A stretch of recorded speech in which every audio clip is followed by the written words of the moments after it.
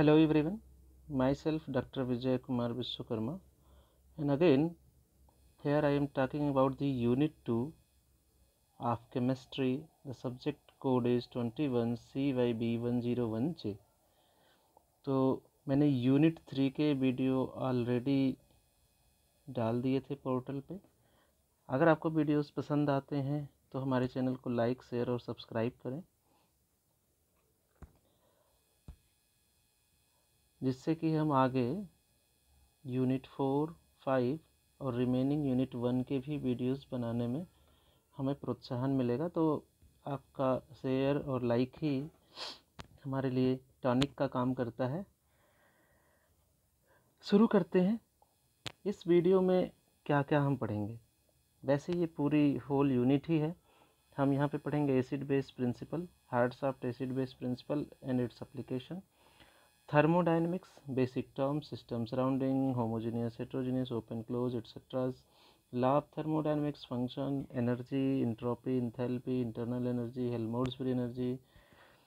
जो हमारा main equation है गिब्स हेल्महोल्ट्ज इक्वेशन, उसकी डेरिवेशन और उसका एप्लीकेशन भी देखेंगे। नेक्स्ट इलेक्ट्रोकेमिस्ट्री में free energy, EMF, potential, cell representation और मेन इक्वेशन जो है Nernst equation and its application. इसका एप्लीकेशन हम एसिड बेस, रिडॉक्स रिएक्शन और सॉल्युबिलिटी प्रोडक्ट के लिए भी देखेंगे। लास्ट टॉपिक है हमारा करोजन। करोजन में हम फ्री एनर्जी पर्सपेक्टिव देखेंगे, इसके टाइप देखेंगे, इनकी मैकेनिज्म्स देखेंगे और थोड़ा सा थर्मोडायनेमिक डेटास की बात करेंगे। ज़्यादातर हमारा फोकस होगा पोरबैक्स डायग्राम को डिस्कस करने पे। स्टार्ट करते हैं फर्स्ट टॉपिक से, hard soft acid base principle. तो the principle was developed by Pearson, और पियर्सन ने बोला क्या था इसमें, इस प्रिंसिपल में, कि हार्ड सॉफ्ट एसिड बेस जो प्रिंसिपल है वो इसी बात पे फोकस करता है कि हार्ड जो होगा, हार्ड एसिड वो हार्ड बेस से ही रिएक्ट करेगा। Similarly soft acid soft base से रिएक्ट करेगा। लेकिन अब यहाँ पे समस्या आ गई कि भाई सॉफ्ट एसिड किसे कहेंगे और सॉफ्ट बेस किसे कहेंगे, हार्ड एसिड और हार्ड बेस किसे कहेंगे। तो इसी को बताने के लिए पियर्सन ने जो कॉन्सेप्ट यूज़ किए थे उसी को हम कहते हैं hard soft acid base principle. देखते हैं कि बेसिक डिफरेंसेस क्या है। Hard soft acid base principle जो है उसको कभी कभी hard soft acid base interaction principle भी बोल दिया जाता है, क्योंकि यहाँ पे देखो सॉफ्ट एसिड और सॉफ्ट बेस एक दूसरे से रिएक्ट करेंगे, तो इसका मतलब इन दोनों के बीच इंट्रैक्शन है। एसिड को हार्ड एसिड और सॉफ्ट एसिड, बेस को हार्ड बेस और सॉफ्ट बेसिस में डिवाइड किया गया है। बेसिकली हम बात करें तो एसिड वाले जितने भी पोर्शन हैं वो हमारे केटाइनिक होते हैं। तो केटाइनिक होने का मतलब हम यहाँ पे दो चीज़ों पे फोकस करेंगे, एक एनायन पे और दूसरा केटायन पे। तो केटायन के केस में देखो, जो फजान रूल में आपने पढ़ा है पोलराइजिंग पावर, उसी तरह मिलता जुलता ये कॉन्सेप्ट है। और एनायन में पोलराइजिबिलिटी। अगर आपको दो चीज़ें ये समझ में आ रही हों तो इससे पूरा कॉन्सेप्ट क्लियर हो जाएगा। देखो, पोलराइजिबिलिटी का मतलब ये हुआ कि अगर जैसे कोई एनायन है, मान लो ये न्यूक्लियस है और यहाँ पे एनायन है, एनायन पे नेगेटिव चार्ज है, और ये जो नेगेटिव चार्ज हैं ये किसी भी पॉजिटिव आयन के अगर संपर्क में आते हैं तो सारे के सारे आयन क्या होते हैं, एक साइड सेंट्रिक हो जाते हैं। इसी को कहते हैं पोलराइजेशन। ये पोलराइज हो गया, ठीक है, ये इनके इंटरेक्शन से ये पोलराइज हो गए सारे आयन्स। अब देखो यहाँ भी जो मैंने बनाया है तो ये एनायन को बड़ा बनाया है और जो केटायन बनाया है ये छोटा बनाया है। तो थोड़ा सा अगर आप यहाँ से भी फोकस करोगे तो कॉन्सेप्ट को समझ जाओगे, ठीक है। जो हार्ड एसिड होंगे वो स्मॉल केटायनिक आयनिक रेडियस होगा, उन पे हाई पॉजिटिव चार्ज, इस पे जितना ज़्यादा पॉजिटिव चार्ज होगा उतना तेज़ी से अट्रैक्ट करेगा। लो इलेक्ट्रोनेगेटिविटी वैल्यू होनी चाहिए। लो इलेक्ट्रोनेगेटिविटी का मतलब हाई इलेक्ट्रोपॉजिटिविटी और हाई एनर्जी ऑफ लूमो। तो आप इसे अभी छोड़ दो, अभी आपके लिए ये बहुत मैंडेटरी नहीं है कि आप लूमो जानो। मेन है आपको ये 3 पॉइंट्स क्लियर होने चाहिए। नेक्स्ट बात करते हैं सॉफ्ट। अब देखो हार्ड अगर आपने याद कर लिया तो इसका सिनोनिमस करो, लार्ज आयनिक रेडियस, लो पॉजिटिव चार्ज और इंटरमीडिएट इलेक्ट्रोनेगेटिविटी वैल्यू। इसके बाद सिमिलरली हार्ड बेसिस की बात करते हैं। इसमें भी कंपैरेटिवली स्मॉल रेडियस होगी, हाई इलेक्ट्रोनेगेटिविटी, वीक पोलराइजेबिलिटी और हाई एनर्जी ऑफ लूमो होगी। तो ये वाला हम कहते हैं आप छोड़ दो, ये 3 पॉइंट्स को आपको कवर करना है, ठीक है। तो ये 3 पॉइंट्स में बेसिकली आपको ये फोकस करना है रेडियस के ऊपर। इनके जो रेडियस होते हैं कंपैरेटिवली लार्ज होते हैं कैटायन के, लेकिन अगर हार्ड और सॉफ्ट में कंपैरिजन करें, हार्ड बेस और सॉफ्ट बेस में, तो सॉफ्ट बेस के जो रेडियस होंगे वो लार्ज होंगे, इंटरमीडिएट इलेक्ट्रोनेगेटिविटी होगी और हाई पोलराइजेबिलिटी होगी। जितना ज़्यादा पोलराइजेबिलिटी होगी उतना सॉफ्ट बेस होगा। ओके, तो यहाँ से हमने 4 चीज़ों को देखा, hard acid, soft acid, hard base, soft base. ये तो बच्चों हो गया आपको कॉन्सेप्ट, लेकिन मोस्ट ऑफ द प्रॉब्लम जो पूछी जाती है आपसे वो कैसे पूछी जाएगी, वो इसको देके एग्जाम्पल से पूछेंगे कि भाई इसमें आइडेंटिफाई करिए कि कौन सा हार्ड है, कौन सा सॉफ्ट है और कौन सा बॉर्डर लाइन है। तो बॉर्डर लाइन का मतलब यही हुआ कि कुछ ऐसे कैटायंस या एनायंस जिनकी प्रॉपर्टी बीच की होती है उनको हम बॉर्डर लाइन में रखते हैं। तो एग्जाम्पल देखेंगे, देखो मोस्टली वही प्रॉपर्टी लिखी है, हाई पॉजिटिव चार्ज होना चाहिए, लो इलेक्ट्रोनेगेटिविटी होना चाहिए, लो हाई लूमो की वैल्यू होनी चाहिए, स्मॉल आयनिक रेडियाई होना चाहिए। तो ये ऑलरेडी है, ये पॉइंट्स हमने डिस्कस कर लिया है। यहाँ पे हम मेनली फोकस करेंगे, देखो H+ एग्जाम्पल्स पे फोकस करेंगे। H+ छोटा है, लिथियम छोटा है, Na छोटा है। अगर बड़े आयंस की तरफ जाएंगे तो उसमें हम हाई चार्ज की बात करेंगे। जैसे Fe3+ क्या है, Fe पे 3+ ज़्यादा चार्ज है कंपेयर टू, अगर आप इधर देखोगे तो Fe2+ को हमने बॉर्डर लाइन में रखा है। या फिर जो सॉफ्ट एसिड है उनमें देखो प्लस चार्ज वाले हैं मोस्टली। कापर में भी 2 आयंस एग्जिस्ट करते हैं, +1 +2, कापर +2 को बॉर्डर लाइन में डाल दिया। तो ये थोड़ा सा आपको ध्यान देना है कि जिसमें ज़्यादातर चार्जेस होंगे या मैक्सिमम चार्ज होगा वो हार्ड में होगा, लो चार्ज वाला सॉफ्ट में होगा, और इंटरमीडिएट चार्ज अगर मिलता है तो वो क्या होगा, बॉर्डर लाइन में होगा। क्लियरली। नेक्स्ट बात करते हैं हार्ड बेसिस की। हार्ड बेसिस के केस में भी सेम कॉन्सेप्ट अप्लाई करेंगे। स्मॉल रेडियाई होना चाहिए, वीक पोलराइजेबल हो, डिफ़िकल्ट टू ऑक्सीडाइज हो, H2O OH- F-। अब देखो इसको जब इससे कंपेयर करोगे तो बहुत अच्छे से क्लियर कर सकते हो आप। ऑक्सीजन के नीचे ग्रुप में होता है सल्फर, उसके नीचे सेलेनियम, तो ऑक्सीजन से बड़ा होगा डेफिनेटली सल्फर। सल्फर है और इस पर माइनस चार्ज भी ज़्यादा है, ठीक है। तो ये देखो सल्फर के जितने भी कंटेंट हैं जैसे RSH, RS-, R2S, ये सारे बड़े हैं। सिमिलरली फ्लोरीन, क्लोरीन, ब्रोमीन और आयोडीन में देखो आयोडीन बड़ा होता है, तो आयोडीन वाला यहाँ पे है। तो ऐसे जितने भी बड़े नेगेटिव चार्ज वाले होंगे वो क्या होंगे, सॉफ्ट होंगे। और जो छोटे साइज के होंगे जैसे F-, Cl-, ये क्या है, हार्ड बेसिस में काउंट होंगे। तो यहाँ से आपको एक क्लियर कट आइडिया मिल गया होगा कि अब ये हार्ड एसिड बेस को कैसे समराइज किया जाए। Similarly N3-, Br-, NO2-, SO3- और N2, इनको बॉर्डर लाइन बेसिस में रखा गया है। तो ये बहुत ही इम्पॉर्टेंट है क्योंकि बॉर्डर लाइन से जब भी क्वेश्चन बनेगा तो आप थोड़ा कंफ्यूज होगे, ठीक है। तो इन्हें ज़रूर याद रखेंगे। नेक्स्ट बात करते हैं इनका एप्लीकेशंस क्या है। तो ये तो हो गया प्रिंसिपल। अब ये एप्लीकेशंस की बात अगर हम करें तो यहाँ देखेंगे कि भाई हाइड्रोजन बॉन्डिंग का हम यूज़ करते हैं अपनी डेली लाइफ में। जैसे हमें आइस बनाना हो तो इंटेंसिव अगर हाइड्रोजन बॉन्डिंग होगी तो वाटर क्या हो जाएगा, आइस में कन्वर्ट हो जाएगा। तो हाइड्रोजन बॉन्डिंग होती कहाँ है, अगर बात करें हाइड्रोजन बॉन्डिंग की तो H2O NH3HF मतलब FON ऐसे एलिमेंट्स जिसमें fluorine, oxygen, nitrogen directly hydrogen से बॉन्डेड हो वहाँ पे ही हाइड्रोजन बॉन्डिंग होती है। अब देखो F-, O2-, N- या N3-, ये H+, ये हार्ड है और ये हार्ड है, ये हार्ड बेस है। These are the hard bases. अभी आपने पढ़ा और ये हार्ड एसिड है। तो इसीलिए हाइड्रोजन बॉन्डिंग फिजिबल होती है, क्योंकि this interaction is based on hard and hard. यही तो आपका HSAB प्रिंसिपल कहता है कि हार्ड हार्ड से रिएक्ट करेगा, सॉफ्ट सॉफ्ट से। Next, linkage of एम्बीडेंटेड ligand. अगर हम फर्स्ट यूनिट की बात करें जहाँ पे आपने कोऑर्डिनेशन केमिस्ट्री पढ़ी, तो वहाँ पे HCN- जो लिगेंड है, जिसके पास दो डोनेटिंग साइट्स होती है, एक नाइट्रोजन वाली एक सल्फर वाली। अगर नाइट्रोजन की बात करें तो ये हार्ड इंड होगा, और सल्फर की बात करें तो ये सॉफ्ट इंड होगा। तो अब ये डिपेंड करेगा कि ये किस मेटल के साथ बाइंड कर रहे हैं। अगर सॉफ्ट मेटल के साथ बाइंड करेंगे, हार्ड का मतलब अगर Fe3+ से बाइंड करना है तो ये वाला इंड बाइंड करेगा, और सॉफ्ट का मतलब अगर Pt2+ वाले हैं ऐसे तो ये S वाला बाइंड करेगा। तो यहाँ से आप अनुमान लगा सकते हो हार्ड सॉफ्ट इंटरेक्शन का।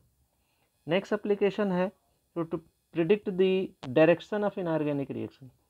अगर इनऑर्गेनिक रिएक्शंस में देखें, जैसे अगर AsF3 और PI3 की रिएक्शन कराएं, तो आप खुद ही देख सकते हो कि AS यहाँ क्या है, +3 में है, और P भी +3 में।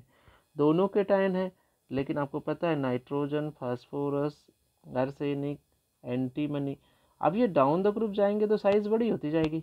जो छोटा होगा हार्ड की तरह बिहेव करेगा, और जो बड़ा होगा वो कैसा बिहेव करेगा, सॉफ्ट की तरफ। यहाँ देखो, फ्लोरीन, क्लोरीन, ब्रोमीन और आयोडीन, ये भी नीचे जाने पे आयोडीन बड़ा है, ये सॉफ्ट की तरह बिहेव करेगा, और ये सॉफ्ट की तरह। तो सॉफ्ट सॉफ्ट रिएक्ट कर जाएंगे, और हार्ड हार्ड, तो ये दोनों हार्ड रिएक्ट करेंगे, तो ये हार्ड से रिएक्ट कर गया और ये सॉफ्ट से रिएक्ट कर गया। तो यही प्रिंसिपल है हार्ड। अब यहाँ से अगर आपको ये पहचानना आ गया, और ये कैसे आएगा, अगर ऊपर वाला आप एग्जाम्पल्स थोड़ा सा माइंडली याद करके चलोगे तो आपको क्लियर कट आइडिया हो जाएगा। नेक्स्ट बात करते हैं सॉल्युबिलिटी इन वाटर की। देखो वाटर क्या है, वाटर जो होता है हमारा पोलर सॉल्वेंट होता है। तो पोलर में कौन से चीज़ें जनरली घुलती हैं, अगर हम बात करें तो ये आयनिक सब्सटेंसेस जो होते हैं, क्योंकि आयनिक बॉन्ड इटसेल्फ क्या होता है, पोलर होता है। तो हमें पता है कि like dissolves like, like dissolves like का मतलब पोलर पोलर को डिजॉल्व करेगा। तो इसका मतलब ये हुआ कि जो हार्ड हार्ड से बनेंगे वो क्या होंगे, आयनिक होंगे, हार्ड हार्ड वाले। तो ये किस में सॉल्युबल होंगे, वाटर में। अगर यहाँ देखो, जैसे AgI की बात करें तो AgI क्या होता है, वाटर इनसॉल्युबल होता है। AgI is insoluble in water, क्योंकि ये कोवेलेंट नेचर रखता है, और ये सॉफ्ट एसिड सॉफ्ट बेस से बना है, इसलिए सॉफ्ट एसिड Ag+ और soft base I-, that's why it is water insoluble. Next बात करें टाइप ऑफ ओर की। कुछ ओर्स जो हमारे डेली लाइफ में पाए जाते हैं, जैसे एल्यूमिना है, सिल्वर के, कापर के ओर्स। तो अब देखो, ये सिल्वर कापर ये क्या है, सॉफ्ट मेटल है। तो इनके जो ओर्स पाए जाते हैं वो सल्फाइड के रूप में पाए जाते हैं, Ag2S, CuS। गैलेना का आपने नाम सुना होगा, कापर सल्फाइड का नाम होता है गैलेना। तो ये सल्फाइड के रूप में पाए जाएंगे। जबकि एल्यूमिनियम की अगर बात करें तो एल्यूमिनियम 3+ में एग्जिस्ट करता है। ये क्या कैसा बिहेव करेगा, हार्ड बिहेव करेगा, तो ये ऑक्साइड के रूप में पाया जाता है। तो एल्यूमिनियम का और ऑक्साइड के रूप में। तो आपसे जब भी कुछ एप्लीकेशंस लिखने की बात करें तो कम से कम आपको 3 एप्लीकेशंस तो एटलीस्ट लिखने ही लिखने। अगर आप सारे लिख देते हो तो बहुत अच्छी बात है, ठीक है। एटलीस्ट 3 मैंने सारे आपको समझा दिए, एक ओवरव्यू आपको दे दिया।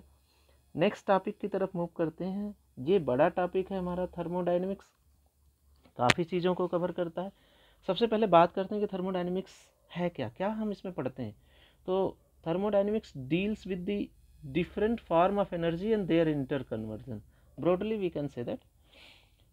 Now कुछ टर्म्स की बात करेंगे, जैसा कि हमने कंटेंट में बात की थी। सिस्टम क्या है, द पार्ट ऑफ यूनिवर्स, ये यूनिवर्स का वो पार्ट जिस पे हम कोई भी एनालिसिस करना चाहते हैं वो सिस्टम है। रेस्ट जो इसको घेरे हुए है उसे सराउंडिंग कहेंगे। सराउंडिंग में सब कुछ आता है। जैसे अगर सपोज करो एक गिलास है, इस गिलास में वाटर है, और यहाँ हम खड़े हैं इसको देख रहे हैं, इस वाटर को हम एनालाइज करना चाहते हैं तो ये सिस्टम है, और हम खड़े हैं ये सराउंडिंग है। इवन हमारी कंट्री, अदर कंट्री, सब कुछ सराउंडिंग है, और दोनों को मिला दिया है तो ये बन जाता है यूनिवर्स। ग्लास का जो बाउंड्री है, ये बाउंड्री की तरह बिहेव करती है। जो ग्लास है वो बाउंड्री की तरह बिहेव करती है, क्योंकि हम जो चेंजेस देखना चाह रहे थे किसमें, वाटर में देखना चाह रहे थे ना। कि वाटर हीट होगा कि नहीं होगा वगैरह वगैरह। तो इसलिए ग्लास बाउंड्री का काम करेगा, वाटर हमारा सिस्टम हो गया, और सारी चीज़ें सराउंडिंग, सबको अगर मिला दें तो ये सारी चीज़ें मिल जाती हैं, यूनिवर्स बनाती हैं। नेक्स्ट बात करें कि जो बाउंड्री होती है ये इमेजिनरी भी हो सकती है। बाउंड्री कैन बी रियल और इमेजिनरी। जैसे सपोज करो कि हमारे आसपास ठंडी हवा, गर्म हवा बहती है और वो हमसे टकरा रही है, तो अगर हम उसको एहसास करना चाहें तो उसके और हमारे बीच की जो बाउंड्री है क्या है, इमेजिनरी है, रियल बाउंड्री नहीं है। बाउंड्री में भी फ्लेक्सिबल और रिजिड। अगर हम जिस रूम में रह रहे हैं उस रूम की वॉल्स को बाउंड्री की तरह ट्रीट करें तो हार्ड है, लेकिन हमारे शरीर के ऊपर जो कपड़े हैं वो सारे क्या हैं, फ्लेक्सिबल हैं। तो ये फ्लेक्सिबल और रिजिड दोनों भी हो सकती है। नेक्स्ट बात करते हैं टाइप ऑफ सिस्टम की। जो सिस्टम है हमारा ये 3 तरीके का होता है, ओपन, क्लोज और आइसोलेटेड।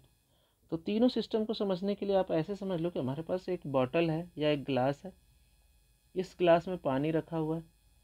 अब देखो इसको छोड़ दो, विद टाइम पानी क्या होगा, बाहर सराउंडिंग में उड़ जाएगा, ग्लास भी हीट होगा। तो यहाँ पे मैटर और एनर्जी दोनों का एक्सचेंज हो रहा है, तो इसलिए इसे कहेंगे ओपन सिस्टम। क्लोज सिस्टम वो होगा जो मास या मैटर का एक्सचेंज नहीं करेगा। जैसे एक बॉटल ले लो, देखो ये बॉटल है और इस बॉटल पे कैप लगा दो। अगर ये कैप लगी हुई है तब तो ये क्लोज हो गया। अगर इसे हम धूप में रखते हैं तो पानी गर्म होगा, लेकिन इसके अंदर जो 1 लीटर पानी वो कम नहीं होगा, 1 लीटर का 1 लीटर ही रहेगा, तो ये क्लोज सिस्टम है। नेक्स्ट है आइसोलेटेड। आइसोलेटेड का बेस्ट एग्जांपल होता है हमारा थर्मस बॉटल। देखो परफेक्ट आइसोलेटेड तो नहीं है, लेकिन सबसे पहले समझते हैं कि आइसोलेटेड सिस्टम कहते किसे हैं। ना तो ये मैटर और ना ही एनर्जी दोनों का एक्सचेंज नहीं करते।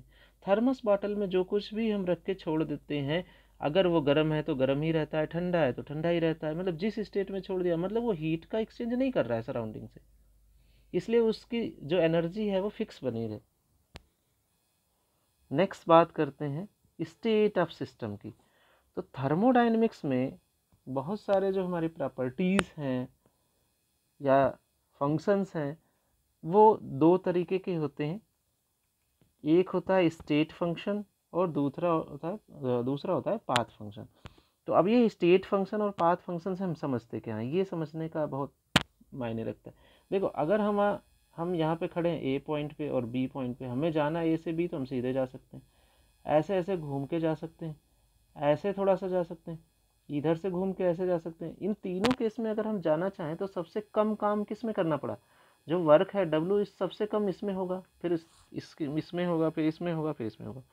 इसका मतलब ये है कि जो हमारा वर्क है ये पाथ पे डिपेंड कर रहा है, पाथ पे डिपेंड कर रहा है कि अगर हम इधर से जाएंगे तो हमें ज़्यादा काम करना पड़ेगा, इधर से घूम के जाएंगे तो और ज़्यादा काम करना पड़ेगा, इसमें हमें कम काम करना पड़ेगा।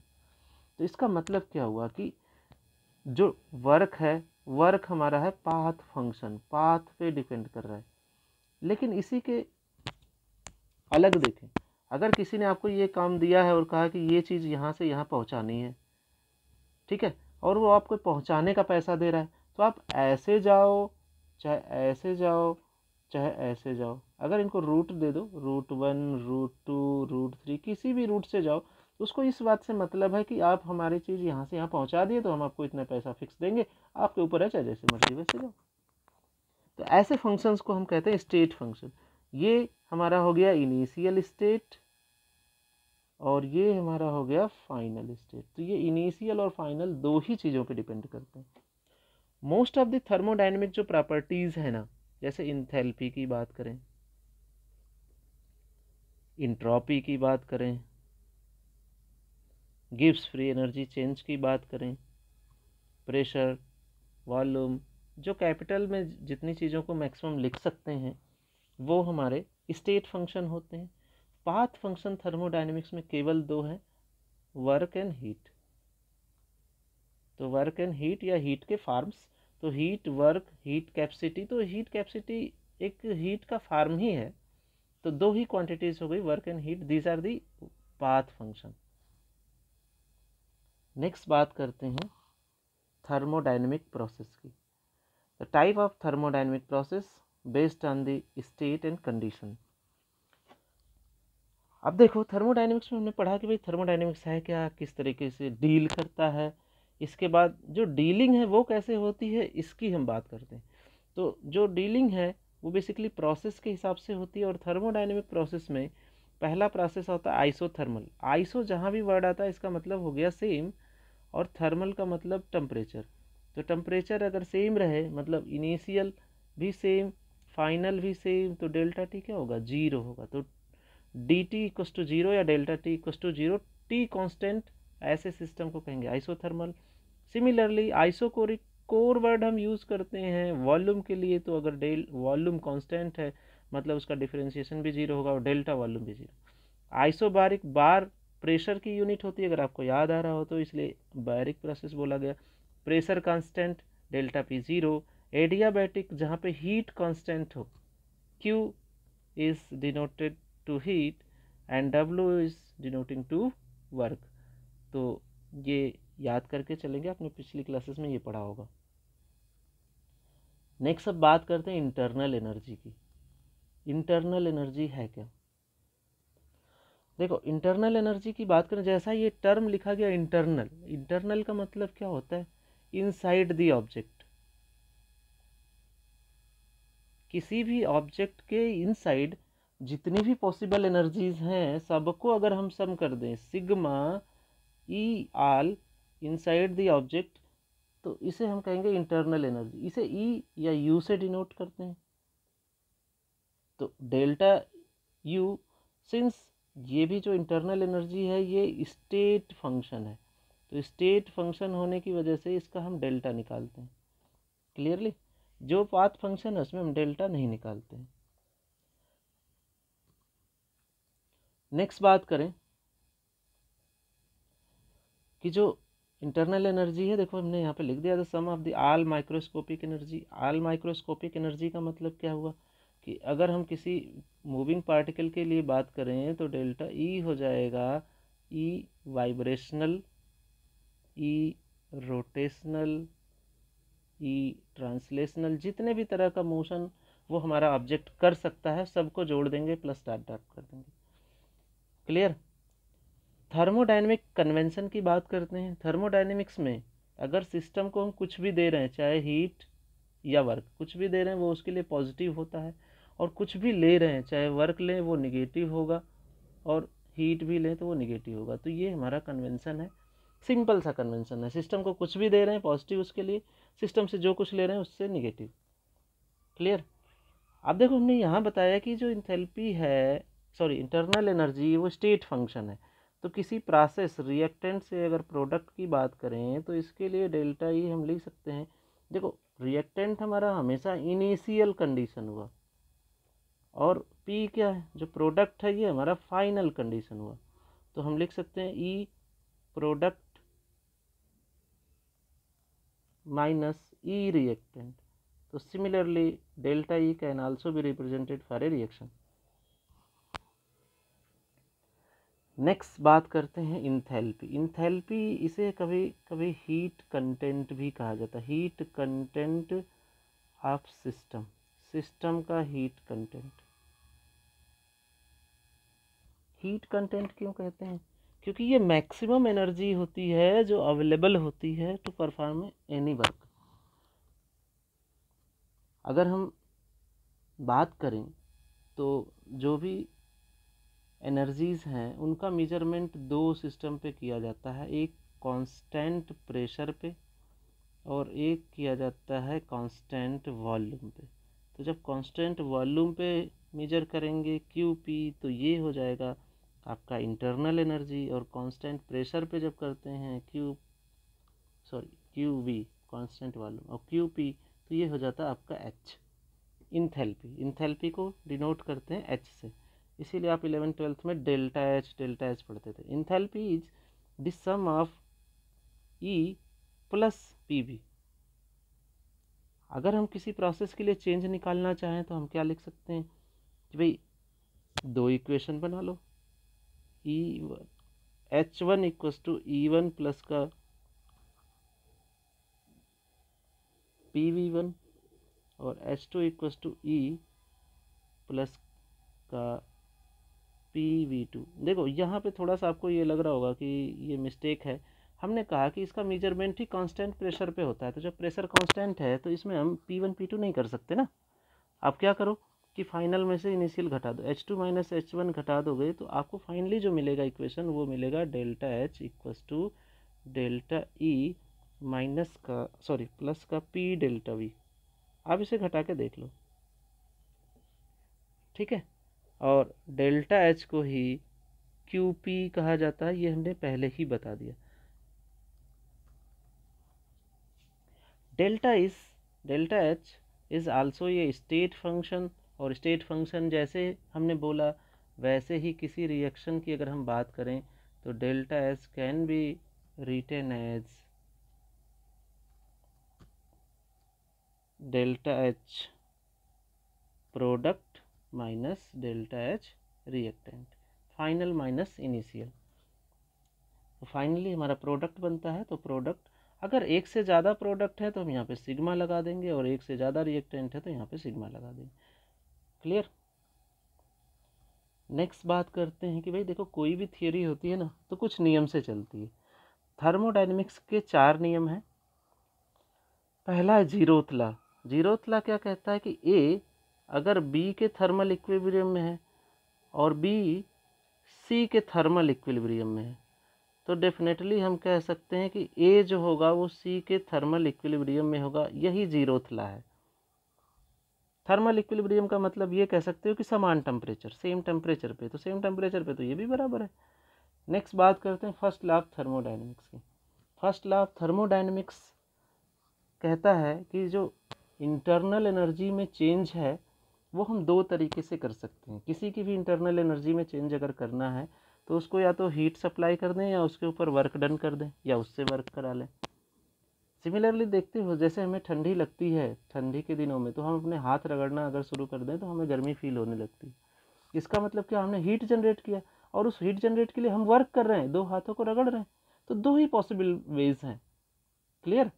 अच्छा, यहाँ पे एक चीज़ ध्यान देने वाली बात है कि अभी हमने वाई कन्वेंशन आपको क्या बताया कि ये जो Q है, Q कैन बी पॉजिटिव और can be negative, W can be positive can be negative. तो यहाँ पे जो इक्वेशन दी गई है delta E equals to Q plus minus W, कुछ भी हो सकता है, ये plus minus W all possible है। अंतर क्या है, अगर आप प्लस लिखते हो तो प्लस लिखने का सेंस बस यही बनता है कि सिस्टम पे वर्क किया जा रहा है, और माइनस लिखने का सेंस ये बनता है कि सिस्टम वर्क कर रहा है, और कोई चेंजेस नहीं है। नेक्स्ट बात करते हैं सेकेंड लॉ ऑफ थर्मोडायनेमिक्स की। अब देखो second law of thermodynamics spontaneity की बात करता है, स्पॉन्टेनियस प्रोसेस की बात करता है। ये सिंपली ये भी कहता है कि जो एंट्रोपी ऑफ यूनिवर्स है ना वो कॉन्टिन्यूसली इंक्रीजिंग। सेकेंड लॉ का मैथमेटिकल स्टेटमेंट अगर बात करें तो delta S equals to Q by T, this is the mathematical statement of second law. Spontaneity की बात अगर हम समझें तो हम ये कहें कि अगर हम पानी को ऊपर से गिराएं तो वो नीचे ही गिरेगा। ऐसा नहीं कि नीचे से गिराएं तो वो ऊपर चला जाएगा, ऐसा नहीं होता। जैसे कि आपने पढ़ा था ना, जो है पेड़ से सेब गिरा और न्यूटन ने इसको नोटिस किया। ऐसा नहीं है, जब तक आप बिना किसी फोर्स को सेब को ऊपर नहीं फेंकोगे तो वो नहीं जाएगा, नीचे ही गिर के जाएगा।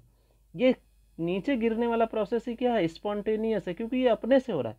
आप यहाँ सेब को डायरेक्टली छोड़ दो, अपने आप ही नीचे आएगा, आपको कुछ भी नहीं करने की जरूरत है। तो ये स्पॉन्टेनियस प्रोसेस है। जैसे हम बढ़ते हैं, हमारे हेयर ग्रे होते हैं, पेड़ पौधे बड़े होते हैं, झरना बहता है, ये सब कुछ क्या है, स्पॉन्टेनियस प्रोसेस है, और इसमें हमारा कोई बस नहीं है। अगर हमें बड़े होना है तो हम अपनी लेंथ को, अपनी हाइट को रोक नहीं सकते। क्लियर। नेक्स्ट बात करते हैं थर्ड लॉ ऑफ थर्मोडायनेमिक्स की।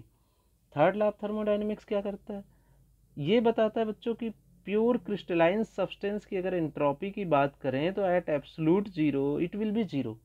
एब्सोल्यूट जीरो का मतलब हो गया -273 डिग्री सेंटीग्रेड।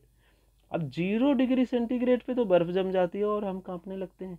-273 या 0 केल्विन पे जब जाओगे तो बहुत ज़्यादा माइनस में टेम्परेचर हो गया तो कोई भी सब्सटेंस फ्रीज कर जाएगा। तो जब फ्रीज कर जाएगा तो there will be no motion hence there will be no entropy.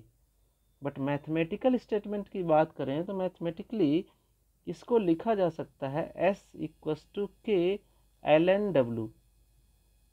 S आपका एंट्रोपी को डिनोट करता है, के बोल्ट्जमैन कांस्टेंट है और W अरेंजमेंट है। तो ये ध्यान रखेंगे कि के जो है यहाँ पे आपका क्या है, बोल्ट्जमैन कांस्टेंट है, ये कांस्टेंट है। नेक्स्ट बात करते हैं एंट्रोपी की। अभी जो हमने आपको पढ़ाया डेल्टा एस, ये चेंज इन एंट्रोपी है और एंट्रोपी को बेसिकली कहा जाता है रैंडमनेस। जैसे सपोज करो कि हम आपको क्लास में पढ़ाने आते हैं और आप की तरफ देख रहे हैं, तब तक तो आप कोई बातें नहीं करते हो एक दूसरे से, और कोई एक दूसरे से बातें न करने का मतलब ये हुआ कि आप शांति से पढ़ रहे होते। आपकी पूरी की पूरी एनर्जी क्या है, पढ़ाई में यूटिलाइज हो रही है। जैसे ही टीचर मुड़ा, टीचर इधर फेसिंग कर, आप क्या करते हो, एक दूसरे से बातें करने लगते हो। वो जो बात करने में एनर्जी आपने खर्च की, वही रैंडमनेस है। क्लास डिस्टर्ब होना ही रैंडमनेस है, और वो एनर्जी कहीं से भी यूजफुल नहीं होती। यूजफुल इन द सेंस ये नहीं होती कि जो टीचर पढ़ा रहा है वो आपके पास गया ही नहीं, तो यूजफुल नहीं है। सिमिलरली बहुत सारी प्रोसेस जो होती हैं, जो स्पॉन्टेनियस होती हैं, वो सारी की सारी प्रोसेस क्या होती है, रैंडम होती है। ठीक है, अपने आप हो जाती हैं। जैसे टीचर घूमा, आप अपने आप बात करना शुरू कर देते हो, ये रैंडम है। आपको कहने की जरूरत नहीं होती कि हाँ टीचर घूम रहा है, आप बात करना शुरू करो। तो दिस इज द एंट्रोपी या फिर disorder of this system. Entropy is also a state function, और delta S can be measured at delta S final minus delta S initial. और ये डेल्टा एस किसी प्रोसेस के लिए है, तो प्रोसेस में फाइनली क्या हुआ, इनिशियली क्या हुआ, उससे हम मेजर कर सकते हैं। डेल्टा एस भी हमें बताता है, जैसे ही टीचर घूमता है आप अपने आप बातें करने लगते हो ना, तो डेल्टा एस अगर पॉजिटिव है तो प्रोसेस स्पॉन्टेनियस होगा, निगेटिव है तो नॉन स्पॉन्टेनियस होगा, और जीरो है तो कंडीशन ऑफ इक्विलिब्रियम होगा। लेकिन मोस्ट ऑफ द केसेस में अगर हम बात करें तो ये डेल्टा एस सफिशियंट नहीं होता कि किसी भी प्रोसेस को स्पॉन्टेनियस बताने के लिए। तो हमें एक नए टर्म गिब्स फ्री एनर्जी की ज़रूरत पड़ी, अगर हम कंसीडर करें कि स्पॉन्टेनियस प्रोसेस है क्या। कोई भी प्रोसेस जो विदाउट एनी एक्सटर्नल फैक्टर के अपने आप हो जाए वो स्पॉन्टेनियस है, जिसको करने के लिए कोई एक्सटर्नल फैक्टर लगाना पड़े वो नॉन स्पॉन्टेनियस है। तो इसको हम दो टर्म्स में मेजर कर सकते हैं, चेंज इन एंथैल्पी से भी मेजर कर सकते हैं। स्पॉन्टेनियस रिएक्शन जो होती है वो increase in entropy while decreasing the enthalpy of the thermodynamic system.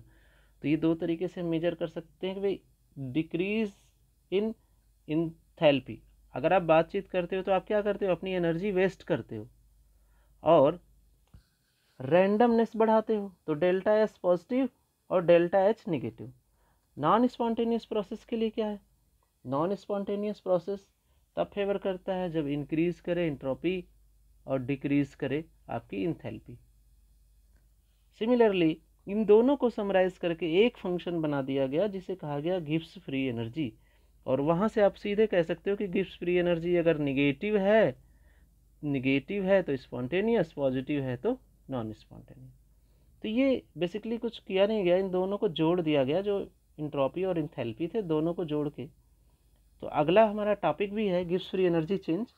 इसमें हम देखेंगे कि कैसे जोड़ा गया। देखो delta G equals to delta H minus का टी डेल्टा एस, ये है डेल्टा एस हमारी इंथैल्पी है, डेल्टा एस इंट्रोपी है, दोनों को जोड़ दिया गया किसी एक पर्टिकुलर टेम्परेचर पे। अगर हम बात करें तो ये जो डेल्टा जी होगा, ये डेल्टा जी अब डिफाइन करेगा कि प्रोसेस स्पॉन्टेनियस होगा कि नहीं होगा। देखो डेल्टा एच जो मेजर किया गया है वो किस पे मेजर किया गया है, कांस्टेंट प्रेशर पे।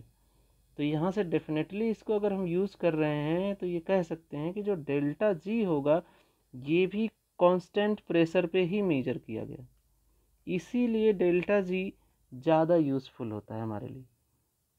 सिमिलरली एक और फंक्शन हम यूज़ करते हैं हेल्महोल्ट्ज़ फंक्शन। जैसे गिब्स फ्री एनर्जी फंक्शन की बात कर रहे हैं वैसे हेल्महोल्ट्ज़ भी होता है। इसको डिनोट करते हैं delta A equals to delta E minus का टी डेल्टा एस। अगर दोनों को कंपेयर करके देखो तो दोनों एक ही जैसे हैं। क्या अंतर है, हेल्महोल्ट्ज़ जो फंक्शन है ये कांस्टेंट प्रेशर पे मेजर किया जाता है, सॉरी कांस्टेंट वॉल्यूम पे, प्रेशर तो गिब्स में है और ये कांस्टेंट प्रेशर पे है, बस इतना ही अंतर है, बाकी दोनों एक ही जैसे होते हैं। अब बात करते हैं कि कोई भी प्रोसेस स्पॉन्टेनियस कब होगा। इससे बहुत सारे ऑब्जेक्टिव क्वेश्चंस बनते हैं, 11th-12th में भी बनते हैं, हायर लेवल पे भी बनते हैं, तो यहाँ से थोड़ा सा फोकस करते हैं। देखो हमें ओवरऑल डेल्टा जी निगेटिव लेके आना है, निगेटिव मीन्स स्पॉन्टेनियस और डेल्टा जी पॉजिटिव मीन्स नॉन स्पॉन्टेनियस। तो ये सिंपल सा लॉजिकल मैथमेटिक है, अगर आप ध्यान रखोगे। आप कब इस टर्म को निगेटिव ला सकते हो, जब ये टर्म निगेटिव हो और ये टर्म पॉजिटिव हो। आप खुद ही सोच के देखो, अगर ये पॉजिटिव जो है ये ऑलवेज क्या होता है, ऑलवेज पॉजिटिव होता है, तो पॉजिटिव और पॉजिटिव का मल्टीप्लिकेशन क्या होगा, पॉजिटिव, और इनके आगे क्या लगा, ये निगेटिव, तो ओवरऑल ये टर्म हो गया निगेटिव, और ये पहले से ही हमने ले लिया निगेटिव, तो निगेटिव में निगेटिव ऐड करेंगे तो क्या आएगा, निगेटिव, और हमने आपको बताया कि अगर निगेटिव आता है तो स्पॉन्टेनियस। सिमिलरली डिफरेंट कंडीशंस पे हम इसे चेक कर सकते हैं कि ये पॉजिटिव आएगा या निगेटिव आएगा, और निगेटिव है तो स्पॉन्टेनियस। अब ये बड़ा क्वेश्चन है और मोस्टली हर एग्ज़ाम्स में ये आता ही रहता है, क्योंकि ये इसमें डेरिवेशन है, तो इसको थोड़ा फोकस दे के पढ़ेंगे, और ये डेरिवेशन इतना इजी भी नहीं है, तो थोड़ा सा मैं इसको ब्रीफली बताने का प्रयास करता हूँ। देखो अभी हमने पढ़ा कि g equals to H minus का T S and h equals to E plus P V. आपको कुछ नहीं करना, इस h की वैल्यू यहाँ पुट कर दो, तो ये आ जाएगा g equals to E plus का P V minus T S. अब इस पूरे इक्वेशन को डिफ्रेंशिएट कर देंगे, अगर हमें कुछ स्मॉल चेंजेस के लिए कैलकुलेट करना हो डेल्टा जी या डी जी, तो हम इसको डिफ्रेंशिएट कर देंगे। पी वी देखो मल्टीप्लिकेटिव टर्म है, तो इस पर प्रोडक्ट रूल लगा देंगे, पी डेल्टा वी, एक बार एक को बाहर रखेंगे, दूसरे बार दूसरे को, तो वी डेल्टा पी। सेम हमने यहाँ किया, D E P D V V D P minus का एस डी टी माइनस का टी डी एस, क्योंकि यहाँ पे दो टर्म थे टी एस और पी वी, तो दोनों पे हमने प्रोडक्ट रूल लगा दिया। अब इसके बाद हम फर्स्ट लॉ ऑफ थर्मोडायनेमिक्स से जानते हैं, इस तरीके से हम लिख सकते हैं, तो डी की जगह D Q minus P D V लिख दिया, और डेल्टा एस सेकेंड लॉ अभी थर्मोडायनेमिक्स हमने अभी बताया था, क्यू रिवर्सिबल बाई टी, तो यहाँ से डी एस को हम क्या लिख सकते हैं, क्यू रिवर्सिबल बाई टी, इसे इधर क्रॉस मल्टीप्लाई कर दो तो हो जाएगा टी डी एस को क्या लिख सकते हैं, डी क्यू। अब इन सारे की वैल्यू, इसकी वैल्यू और इसकी वैल्यू पुट कर दो इक्वेशन में, जैसे ही पुट करेंगे ना डी क्यू से डी क्यू कट जाएगा और पी वी से पी वी कट जाएगा, तो बचेगा क्या बच्चों, दो टर्म बच जाएंगे, ये वाले और ये वाले, तो D G equals to minus का एस टी टी और प्लस का वी डी पी। अगर यहाँ से हम ध्यान से देखें तो यहाँ से हमें एक चीज़ समझ में आ रही है कि जो जी है, G is the function of P and T, दो चीज़ों पे निर्भर करता है, डी पी इसके साथ है और डी एस डी टी इसके साथ है, तो इसका मतलब gives free energy is the function of P and T. Okay, अब देखो अभी हमने आपको बताया कि गिव्स फ्री एनर्जी चेंज किस पे मेजर किया जाता है, कांस्टेंट प्रेशर पे, तो अगर P कांस्टेंट है तो dP क्या होगा, जीरो, dP यहाँ पे जीरो हो गया। dGP, अब देखो जैसे ही कोई भी फंक्शन दो टर्म पे अगर डिपेंड करता है तो इसका कंप्लीट डेरिवेशन नहीं किया जा सकता, इस केस में इस डिफ्रेंसिएशन को हम एक कांस्टेंट मान के पार्शियल डेरिवेशन में कन्वर्ट कर देंगे।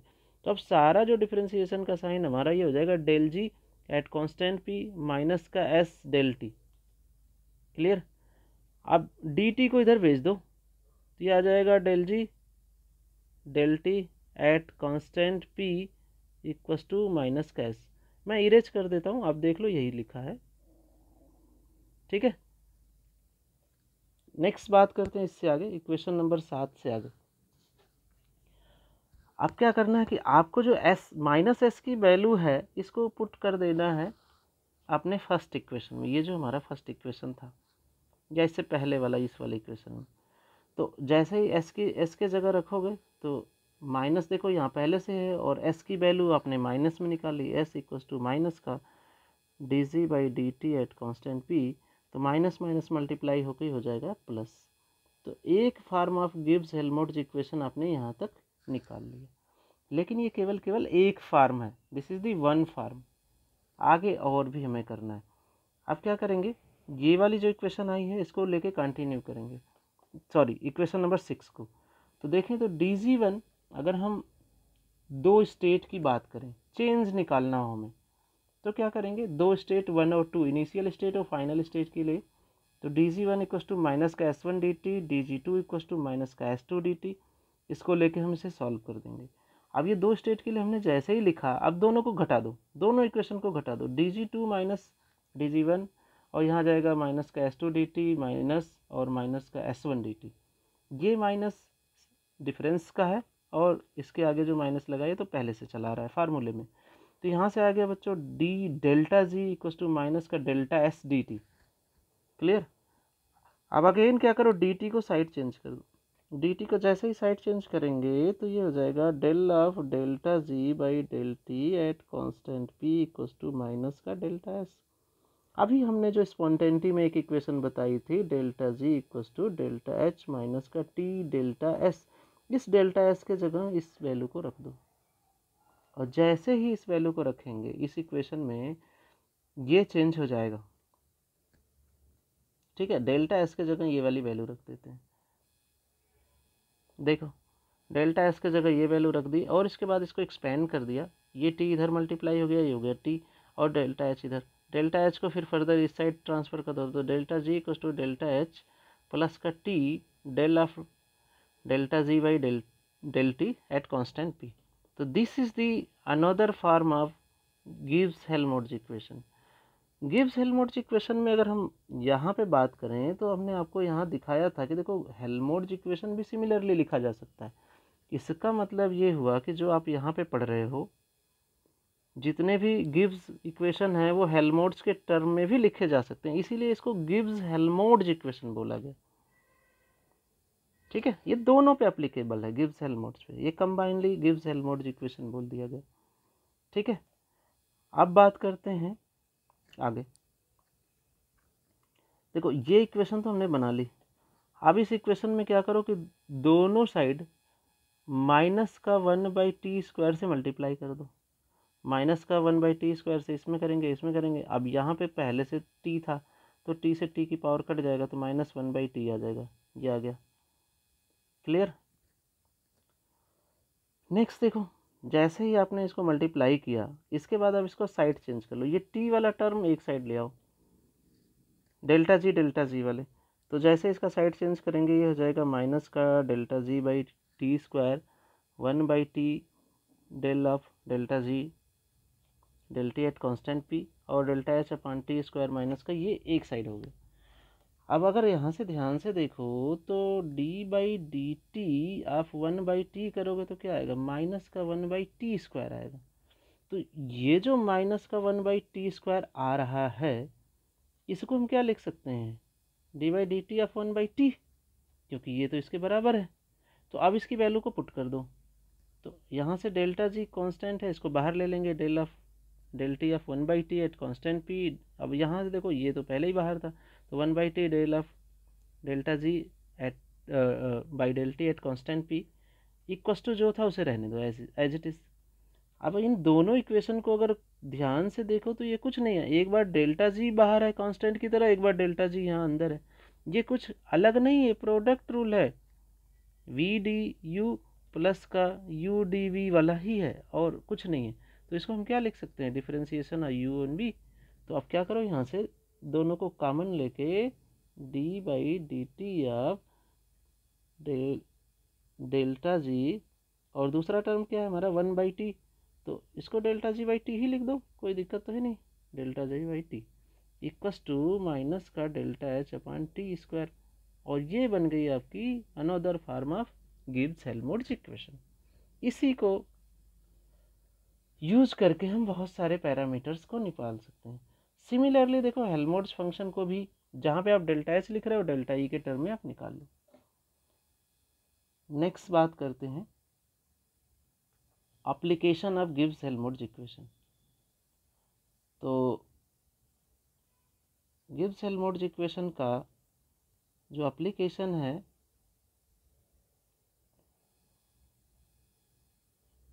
पहला देखेंगे कैलकुलेशन ऑफ इंथैल्पी चेंज।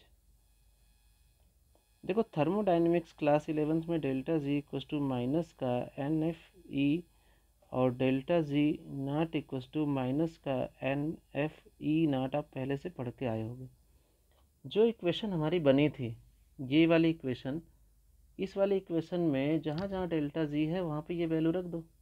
तो delta G equals to minus का एन एफ डेल्टा एच, और ये हो जाएगा यहाँ भी माइनस का एन एफ। देखो एन क्या है, नंबर ऑफ इलेक्ट्रॉन, एफ क्या है, फैराडे कांस्टेंट। तो ये दोनों क्या है, कांस्टेंट हैं, तो ये डिफरेंशिएशन से बाहर आ जाएंगे। तो एन एफ बाहर आ गया, टी पहले से था तो एन एफ टी बाहर आ गया। अब आपको कुछ नहीं करना, पूरे इक्वेशन को माइनस एन एफ से डिवाइड कर दो और ये इक्वेशन हो जाएगा del E equals to delta H upon N F minus का T del E by del T at constant P. तो ये इक्वेशन आपका आ गया। यहाँ से देखो आप ईएमएफ निकाल सकते हो, इंथैल्पी भी निकाल सकते हो। डेल्टा एच को अगर इधर मॉडिफाई करके ले आओ साइड चेंज करके तो इंथैल्पी ऑफ रिएक्शन निकाल सकते हो। तो दो पैरामीटर्स आप निकाल सकते हो। नेक्स्ट ईएमएफ तो हमने बता ही दिया, कोई इशू ही नहीं है। अगर डेल्टा एस निकालना हो तो कुछ नहीं करना आपको, आप क्या करो कि इस इक्वेशन को कंपेयर करके देख लो। जब कंपेयर करोगे delta G equals to delta H minus का टी डेल्टा एस से, तो देखोगे कि डेल्टा एस क्या है, इसी की वैल्यू।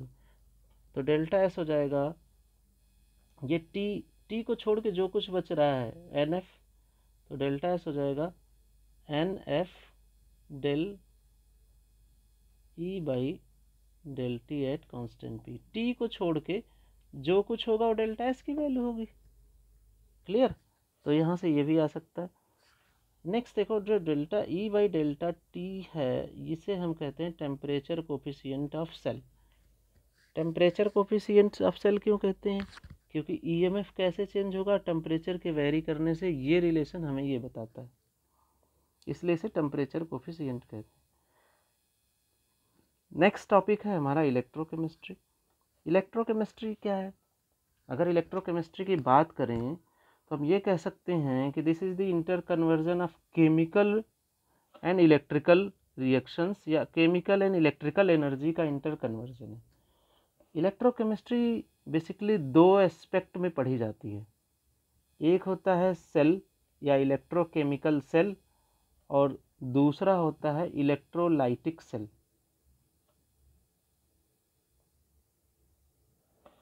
ये करेक्ट कर लेना बच्चों, ये नहीं होगा यहाँ पे, केवल इलेक्ट्रोकेमिस्ट्री होगी, ये वाला है।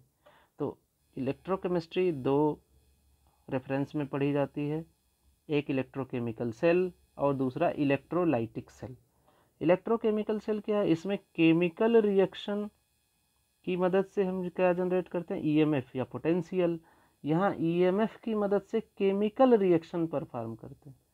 तो कोई केमिकल रिएक्शन होगी नहीं होगी ये डिसाइड करते हैं हम यहाँ से ईएमएफ की मदद से। बेसिक डिफरेंस ये है, एक दूसरे के ये उल्टे हैं। हम पहला स्टार्ट करते हैं इलेक्ट्रोकेमिकल सेल या गैल्वेनिक सेल।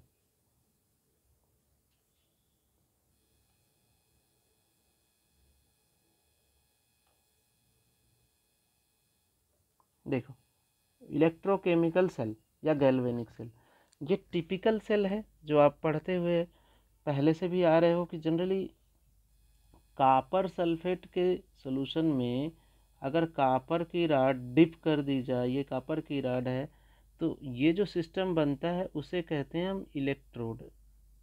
सिमिलरली अगर जिंक सल्फेट के सॉल्यूशन में, ये जिंक सल्फेट का सॉल्यूशन है और इसमें जिंक की रॉड, ये रॉड जो है जिंक की है, तो जिंक की रॉड अगर डिप कर दी जाए तो इसको भी कहेंगे इलेक्ट्रोड। और अगर दो इलेक्ट्रोड जो डिफरेंट हो दोनों को जोड़ दिया जाए तो इनके जो मिलने से बनता है वो बनता है सेल। क्लियर? तो ये बन गया आपका सेल। अब यहाँ पे बात करते हैं कि ये जो इलेक्ट्रोड है, जनरली जो जिंक वाला इलेक्ट्रोड है इसे कहते हैं एनोड और इसे कहते हैं कैथोड, एनोड पे जो होता है बच्चों ये होता है ऑक्सीडेशन और कैथोड पे होता है रिडक्शन। तो ओवरऑल अगर हम रिएक्शन की बात करें तो हम देख लेते हैं कि यहाँ पे रिएक्शन हो क्या रही है। चलो ये मैं इरेज कर देता हूँ क्योंकि ऑलरेडी इस पर बहुत कुछ लिखा है इस स्लाइड पे। देखो यहाँ पे हो रहा है क्या, कापर 2 इलेक्ट्रॉन लेके कापर सॉलिड में कन्वर्ट हो रहा है। आपको पता है कि कापर का कन्वर्ट होना कापर सॉलिड में, इलेक्ट्रॉन का कंज्यूम होना रिडक्शन है और इलेक्ट्रॉन का रिलीज होना क्या है, ऑक्सीडेशन है। तो यहाँ पे जिंक सॉलिड जिंक 2+ में कन्वर्ट होता है, इसका ऑक्सीडेशन हो रहा है। क्लियर। सिमिलरली अगर दोनों इक्वेशन को जोड़ के अगर हम लिख दें तो नेट सेल रिएक्शन आ जाएगी और इसके करस्पॉन्डिंग जो ईएमएफ होता है प्लस का 0.3 वोल्ट आता है, इसके करस्पॉन्डिंग ईएमएफ होता है ये माइनस का 0.76 वोल्ट होता है। तो आगे हम यहाँ पे बताएंगे कि जब किसी भी सेल का पोटेंशियल निकालते हैं तो वो कैसे निकालते हैं। ई सेल जो भी निकालते हैं ये निकालते हैं ई कैथोड माइनस ई anode.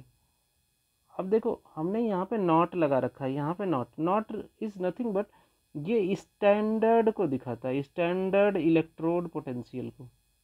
Standard electrode potential, standard का मतलब क्या हुआ, स्टैंडर्ड का मतलब ये हुआ कि अगर हम टेम्परेचर 25 डिग्री सेंटीग्रेड रखें और जो कंसंट्रेशन थे, जो आयंस थे उनके कंसंट्रेशन 1 मोलर रखें तो ये स्टैंडर्ड कंडीशन है और कुछ नहीं। ये भी इक्वेशन सही है, ये भी इक्वेशन सही है। तो कैथोड यहाँ पे क्या बन रहा था, अगर देखें तो कैथोड क्या था, ये वाला आपका कैथोड है और इधर वाला एनोड है। एनोड पे होता है ऑक्सीडेशन। तो एनोड की पोटेंशियल याद कर लो, कैथोड की, दोनों की वैल्यू अगर हम यहाँ पे रखेंगे यहाँ पे तो कैथोड की प्लस 0.34 वोल्ट था और इसका माइनस 0.76 वोल्ट था। तो इसको जब सम करोगे तो ये आ जाएगा प्लस का 1.1 वोल्ट। पॉजिटिव पोटेंशियल ये भी दर्शाता है कि इन दोनों की रिएक्शन होगी और पोटेंशियल जनरेट होगा। नेक्स्ट बात करते हैं representation of electrode oblique cell. तो किसी भी इलेक्ट्रोड को कैसे रिप्रेजेंट करते हैं। देखो जब भी अगर हम बात करें, अभी जो हमारा सेल था तो उसमें हम रिडक्शन फॉर्मेट में हमेशा डिनोट करते हैं, जैसे जिंक 2+ ऑब्लिक जिंक। अगर इस तरीके से रिप्रेजेंट करते हैं तो ये रिडक्शन फॉर्मेट हो गया। ठीक है, इसका उल्टा भी हम कर सकते हैं लेकिन आपको जानने की ज़रूरत नहीं, आप रिडक्शन वाला ही जानते रहो। जनरली एक सेल को जो लिखते हैं उसमें 2 इलेक्ट्रोड हैं, एक है एनोड, एनोड को हम लेफ्ट साइड लिखते हैं और कैथोड को हम राइट साइड लिखते हैं। ये जनरल नोटेशन है। इन दोनों को जो सेपरेट करते हैं, 2 लाइन से सेपरेट करते हैं, उसे कहते हैं साल्ट ब्रिज। साल्ट ब्रिज जो होता है वो उसका भी कुछ फंक्शन होता है, यहाँ पे हमने डाल दिया है, थोड़ा सा आप यहाँ से चेक कर सकते हो कि साल्ट ब्रिज बेसिकली कनेक्टिंग है और इलेक्ट्रॉन्स का आदान प्रदान करता है इधर से उधर 2 इलेक्ट्रोड में। तो थोड़ा सा आप इसके बारे में भी पढ़ सकते हो। अब देखो जो भी सॉल्यूशन है वो साल्ट ब्रिज के पास लिखा जाएगा। जो भी एक्वस वाले आयंस हैं वो सब साल्ट ब्रिज के पास लिखे जाते हैं और जो सॉलिड वाला है वो दूर लिखा जाता है। तो इस तरीके से आप एक इलेक्ट्रोड को और सेल को राइट अप कर सकते हो। नेक्स्ट बात करते हैं नर्स इक्वेशन। इससे भी बहुत अच्छे अच्छे क्वेश्चंस बनते हैं और इसका भी बहुत अच्छा एप्लीकेशन है। ये हर साल लगभग हर ही एग्ज़ाम में आता है। तो 11th में आप पढ़े होंगे कि अगर डेल्टा जी को किसी मॉडिफाइड टेम्परेचर या कंसंट्रेशन पे फाइंड आउट करना है तो delta G can be written as delta G nought plus का RT ln Q। और Q क्या होता है, अगर मान लो A और B रिएक्ट करके C और D बना रहे हैं तो इसके लिए अगर Q लिखें तो ये होता है प्रोडक्ट का कंसंट्रेशन अपॉन रिएक्टेंट का कंसंट्रेशन। ये आप पढ़ के आए होंगे इक्विलिब्रियम में। देखो C की पावर C और D की पावर D, अगर यहाँ पे स्टोइकियोमेट्री भी कंसीडर कर लें तो ये हो जाएगा D की पावर D अपान रिएक्टेंट क्या A की पावर A और B की पावर B। तो ये Q है।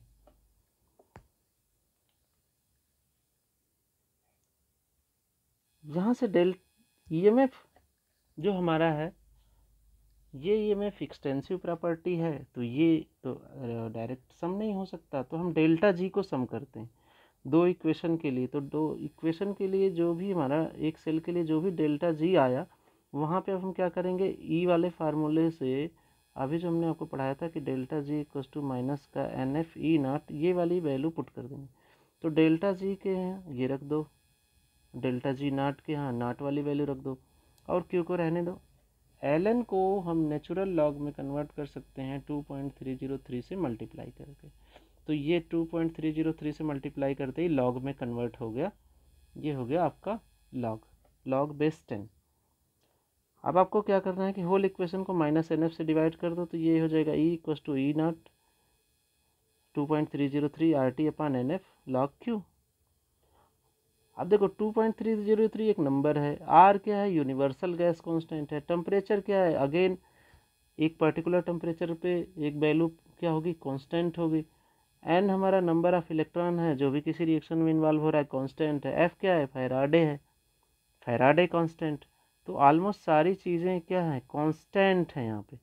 तो इनकी वैल्यू अगर रख दे, टेम्परेचर 298 केल्विन पे और आर की वैल्यू ये और फैराडे कांस्टेंट की, तो ये पूरा का पूरा टर्म ऊपर का आ जाता है 0.059। तो E equals to E nought minus 0.059 by N log Q, यही हमारा नर्स इक्वेशन है। और Q को जनरली इस फॉर्मेट में लिख देते हैं। तो यहाँ पे अगर हम शार्ट में लिखें तो हम क्या लिख सकते हैं कि लॉग प्रोडक्ट का कंसंट्रेशन अपॉन रिएक्टेंट का कंसंट्रेशन। ठीक है, जनरली प्रोडक्ट साइड में होता क्या है कि हमारा ऑक्सीडेशन होता है, तो हम यहाँ पे लॉग के अंदर ऑक्सीडेशन वाले का कंसंट्रेशन और रिडक्शन वाले का कंसंट्रेशन भी लिख सकते हैं। तो ये भी इस तरीके से भी नर्स इक्वेशन को लिखा जा सकता है। तो ये है आपका नर्स इक्वेशन। अब बात करते हैं एप्लीकेशन ऑफ नर्स इक्वेशन की। तो नर्स इक्वेशन का एप्लीकेशन हम दो टर्म में देखेंगे, एक पीएच निकालने में और एक निकालने में सॉल्युबिलिटी प्रोडक्ट। पीएच निकालने के लिए सिंपल हाइड्रोजन इलेक्ट्रोड ले लेता है। देखो हाइड्रोजन इलेक्ट्रोड इस तरीके से बना होता है जिसमें हाइड्रोजन गैस फिल होती है। तो आपको इसके बारे में बहुत डिटेल जानने की ज़रूरत नहीं है। आप ये देखो कि मेन इक्वेशन क्या होती है। ये इक्वेशन होती है, हाइड्रोजन कन्वर्ट होता है 2H प्लस में और 2 इलेक्ट्रॉन लिबरेट करता है। तो इस पे नर्स इक्वेशन अगर हम लगा दें तो इधर तो देखो एक्वस है, लेकिन इधर क्या हाइड्रोजन गैस है, तो इसलिए यहाँ प्रेशर लिखा है और यहाँ कंसंट्रेशन लिखा है। यहाँ 2 है इसलिए इसका C का स्क्वायर लिख दिया। ठीक है, प्रेशर और गैसियस के लिए ये हो जाएगा यूनिट, सॉलिड और गैस के लिए हम यूनिट लेके चलते हैं। केवल जो एक्वस होते हैं उन्हीं के लिए हम कंसंट्रेशन की बात करेंगे। तो ये टर्म हो गया 1। तो ln की वैल्यू आ गई। अब देखो इसमें ln को अगेन चेंज कर लो आप, लॉग में 2.303 से मल्टीप्लाई करके, बाकी सारी वैल्यू वैसे ही RT upon F log C और H प्लस ये है। देखो लॉग H प्लस या इसके आगे हम माइनस कंसीडर करें, तो अगर हम माइनस ले लें तो होगा क्या कि माइनस लॉग H प्लस को ही क्या कहा जाता है, PH कहा जाता है। तो हम इसके जगह माइनस से अगर मल्टीप्लाई करके लिख लें तो ये वाला टर्म पूरा माइनस लॉग H प्लस ये हो जाएगा आपका PH। ये हमने थोड़ा सा लिख रखा है। ठीक है, तो इसका मतलब ये हुआ कि इधर दोनों तरफ माइनस से मल्टीप्लाई कर दो तो ये हो गया PH। अब बचा क्या क्या बच्चों, 2.303 RT अपॉन F, यहाँ से इस E का माइनस इधर मल्टीप्लाई कर दिया है, तो E equals to minus 2.303 PH। अब अगेन R गैस कांस्टेंट, एक पर्टिकुलर टेम्परेचर पे T भी कांस्टेंट, F फैराडे कांस्टेंट। तो इसकी भी वैल्यू अगर 25 डिग्री सेंटीग्रेड पे निकालें तो 0.59 मिली वोल्ट या फिर 0.059 वोल्ट आती है। तो अब इसकी वैल्यू रख दो, ये आ गया E इक्वस टू 0.059 वोल्ट। यहाँ पे जो इलेक्ट्रॉन इन्वॉल्व हो रहे हैं आपको लग रहा है कि 2 हैं, टेक्निकली ये 1 ही इलेक्ट्रॉन इन्वॉल्व होता है, क्योंकि जो इस किसी भी नंबर के उससे मल्टीप्लाई करने से जो वैल्यू आती है वो कंसीडर नहीं होती है, क्योंकि ईएमएफ हमारा क्या है, मास पे डिपेंड नहीं करता है, इंटेंसिव प्रॉपर्टी है। तो इसकी वजह से ये 2 से कोई फ़र्क नहीं पड़ेगा, ये जो चार्ज है वही काउंट करेंगे। तो अब हमने यहाँ वैल्यू रख दी 1 और ये pH, तो यहाँ से चेंज कर दो इसको, इधर जो है डिवीज़न में ले जाओ। तो pH equals to E nought divided by minus का ई नॉट डिवाइडेड बाई 0.0592 या 1 जो भी लिखना है आप लिख सकते हो। 0.059 इतना आपको लिखना ज़रूरी होता है, ठीक है। नेक्स्ट बात करते हैं, सिमिलरली क्विन हाइड्रोन इलेक्ट्रोड भी हम लेके ये pH निकाल सकते हैं। देखो डिफरेंट इलेक्ट्रोड होते हैं, जैसे अभी हमने कहा यूजिंग क्विन hydrogen electrode, using standard SHE का मतलब स्टैंडर्ड हाइड्रोजन इलेक्ट्रोड की पूरी कैलकुलेशन मैंने आपको दिखाई दी। उसके बाद कैलोमल इलेक्ट्रोड होता है और सिल्वर क्लोराइड इलेक्ट्रोड है। तो सबके करस्पॉन्डिंग pH की वैल्यू दे रखी है और ये वैल्यू एक रेफरेंस होती है। इसी को यूज़ करके जो हमारी pH मीटर जो मशीन होती है ना, जो आपने pH मीटर वाला एक्सपेरिमेंट किया है, वो इसी की मदद से EMF मेजर करके ही pH में कन्वर्ट करके आपको pH की वैल्यू देती है। नेक्स्ट बात करते हैं सॉल्युबिलिटी प्रोडक्ट की। देखो सॉल्युबिलिटी प्रोडक्ट जनरली डिनोट करते हैं KSP से। ये एक तरीके का आयनिक प्रोडक्ट है। अगर AgCl के साल्ट की बात करें, जो हमारा AgCl साल्ट है ये डिसोसिएट हो जाता है Ag plus Cl minus salt में, ठीक है। यहाँ से इसमें दिया गया है। अब इसके लिए हम डायरेक्ट नर्स इक्वेशन लगाएं तो E equals to E not cell plus का 0.059 अपान n log Q, और Q यहाँ से निकाल सकते हैं। Q क्या होगा, Q ही हमारा हो जाएगा बेसिकली KSP यहाँ पे। तो KSP क्या होगा, चलो पहले Q निकालते हैं। Q होगा आपका Ag plus Cl minus product का कंसंट्रेशन अपॉन रिएक्टेंट का AgCl तो सॉलिड है, अगेन यूनिटी हो जाएगा, इसको इधर मल्टीप्लाई कर दो तो Q ही हमारा हो जाएगा। और Q और K में कोई बहुत ज़्यादा अंतर नहीं होता, तो ये K के साथ अगर मल्टीप्लाई करके AgCl लिख दें तो ये आता है आपका Ag प्लस Cl माइनस, और इसी को कहते हैं हम KSP। तो यहाँ पे हम डायरेक्ट KSP भी लिख सकते हैं और कोई अंतर नहीं है, बेसिक डिफरेंसेस नहीं है। तो KSP हो गया। अब देखो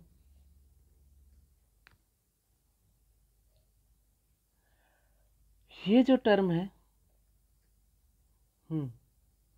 अब इसकी वैल्यू को रख दो। तो जैसे ही आपने रखा, देखो KSP की जगह तो ये आ गया 1 अपान Ag प्लस Cl माइनस, ठीक है, सॉल्युबिलिटी प्रोडक्ट के टर्म में। तो अब ये जो KSP है इस इक्वेशन के लिए लगा रहे हैं, तो अब इसके लिए प्रोडक्ट ये हो गया, रिएक्टेंट ये हो गया, ये ध्यान रखना। तो ये नीचे आएगा, यहाँ पे आएगा। तो अगर आप KSP लगा रहे हो तो यहाँ आ जाएगा आपका KSP। अभी जो हम यहाँ पे ऊपर लिख रहे थे ये नीचे हो जाएगा।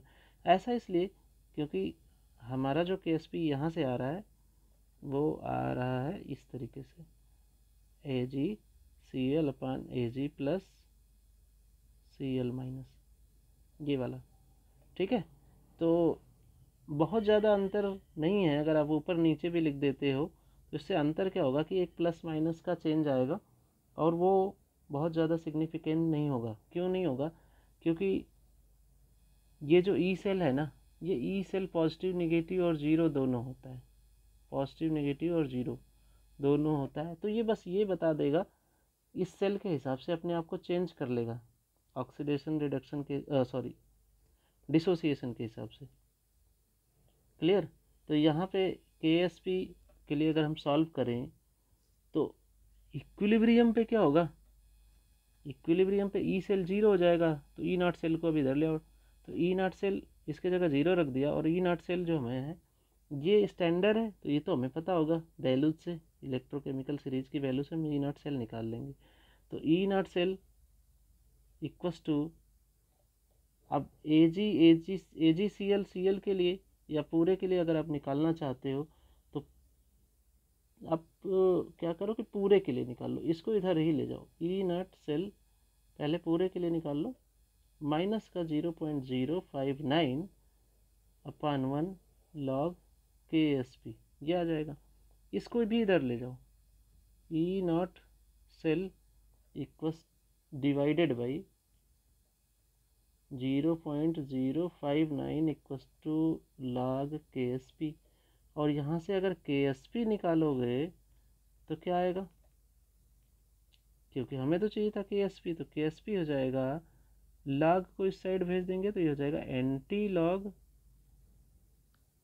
E not cell upon 0.059। मैं यहाँ पे लिख देता हूँ KSP equals to anti log minus का E नॉट सेल अपान 0.059। तो ये हो जाएगा आपका KSP।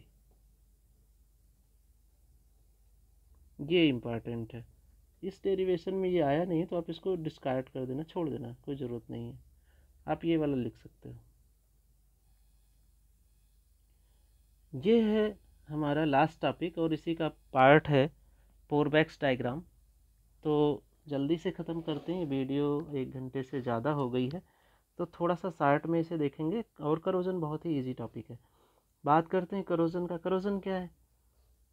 सबसे पहली बात तो करोजन है किसी भी मेटल का खराब हो जाना, डिटेरियोरेशन ऑफ मेटल। अगर मेटल किसी भी मामले में ख़राब हो जाता है, फर्दर किसी यूज़ लायक नहीं बचता, तो वो है करोजन। और करोजन ब्रॉड टर्म है। जो हम रस्टिंग ऑफ आयरन देखते हैं वो एक टाइप ऑफ करोजन है। आयरन के केस में रस्टिंग एक टाइप ऑफ करोजन है। करोजन को ब्रॉडली 2 पार्ट में डिवाइड किया जाता है, ड्राई करोजन, वेट करोजन। देखो जैसा नाम है, ड्राई का मतलब कोई वाटर या लिक्विड जैसा सब्सटेंस नहीं यूज होगा, वेट का मतलब वाटर जैसा सब्सटेंस यूज होगा। तो पहले अब ड्राई करोजन की बात करते हैं। ड्राई करोजन में 3 फर्दर कैटेगरीज होती हैं, oxidation corrosion, liquid metal corrosion, corrosion by other gases.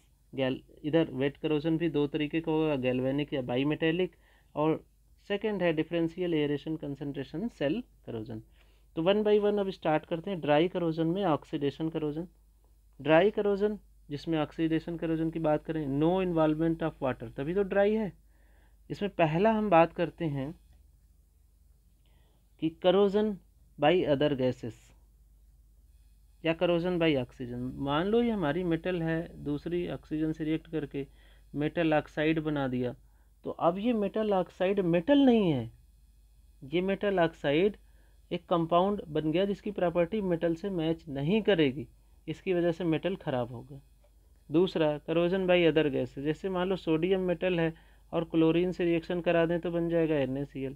आप 11th-12th में देखोगे कि सोडियम मेटल लैब में रखी रहती थी और सोडियम मेटल को आप चाकू से काटते थे, तो वो मेटल थी, सॉलिड थी, लेकिन NaCl जो बना रिएक्ट करके वो मेटल नहीं है। NaCl को आप खाते हो, सोडियम मेटल को अगर आप खाओगे तो मुंह में ही ब्लास्ट हो जाएगा आपके। आप देखते थे सिंक में अगर थोड़ा सा फेंक दो तो बहुत तेज़ी से रिएक्ट करता था। तो इसका मतलब ये है कि देखो मेटल की प्रॉपर्टी ड्रास्टिकली चेंज हो गई और इसलिए मेटल करोड हो गया, फर्दर किसी यूज़ के लायक नहीं बचा। नेक्स्ट बात करते हैं लिक्विड मेटल करोजन की। बड़ी बड़ी फैक्ट्रीज़ में जो मेटल को गलाते हैं तो एक जगह से दूसरे जगह अगर लेके जाना होता है तो एक पाइप से लेके जा रहे हैं, तो ये मेटल देखो लिक्विड मेटल ट्रेवल कर रही है। अब लिक्विड मेटल क्या है, एक तो मॉल्टेन स्टेट में है और जिस पाइप से जा रही है वहाँ भी मेटल है, तो ये बहुत गर्म होने की वजह से इससे रिएक्ट कर जाती है। तो अब ये जो पाइप है धीरे धीरे कुछ यूज़ के बाद यहाँ पे इस पाइप में छेदा सा हो जाएगा, देखो ऐसे, और यहाँ से पाइप कमज़ोर हो जाएगी तो यहाँ से इसके टूटने के चांस हो जाएंगे। तो इसका मतलब ये यहाँ करोजन हो गया मेटल का। नेक्स्ट बात करते हैं ड्राई करोजन में, हमने तीनों आपको पढ़ा दिया। नेक्स्ट बात करते हैं वेट करोजन। वेट करोजन में 2 कैटेगरीज थी, एक है इलेक्ट्रोकेमिकल करोजन। तो अब देखो जब तक कोई कंडक्टिंग लिक्विड मेटल के कांटेक्ट में नहीं आएगा तब तक वेट करोजन नहीं होगा। अगर मेटल के ऊपर आप ग्रीस, ऑयल, पॉलिश लगा दो, ऑयल क्या लिक्विड है, ऑयल लगा दो, करोजन होता है? नहीं होगा। तो कंडक्टिंग लिक्विड का आना बहुत ज़रूरी है।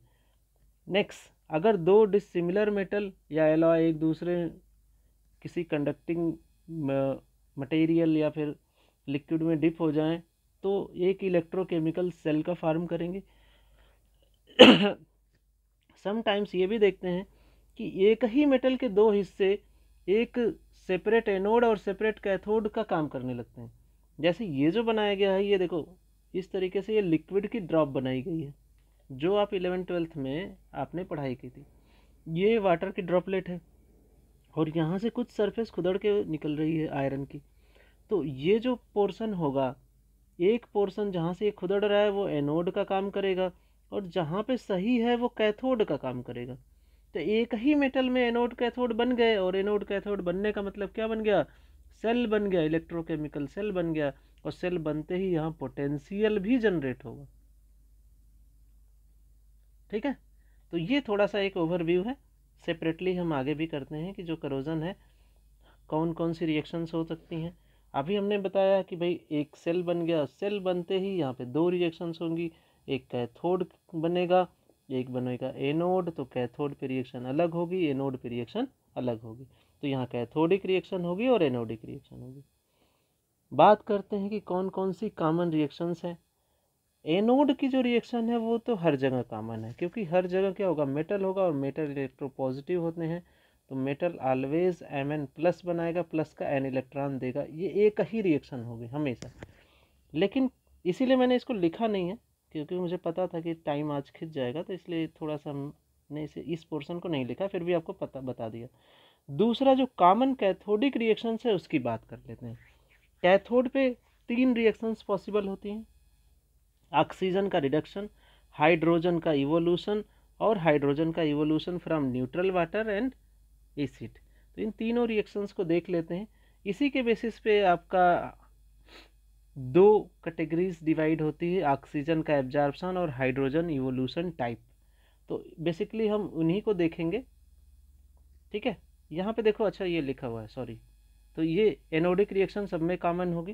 कैथोडिक रिएक्शन में जो हमने 3 बताई उसे हम फोकस कर लेते हैं फिर से। ये कैथोडिक रिएक्शन है, ऑक्सीजन का रिडक्शन, O2 4H प्लस से रिएक्ट करके +4 इलेक्ट्रॉन कन्वर्ट हो गया H2O में। ऑक्सीजन 0 था, यहाँ हो गया -2 में। देखो इसका रिडक्शन हुआ कि नहीं हुआ, रिड्यूस हो गया।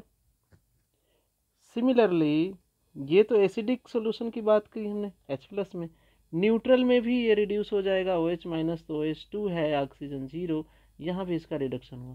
तो न्यूट्रल मीडियम की रिएक्शन थोड़ी सी अलग होती है। Half O2 + H2O +2 electron convert होता है 2OH- में।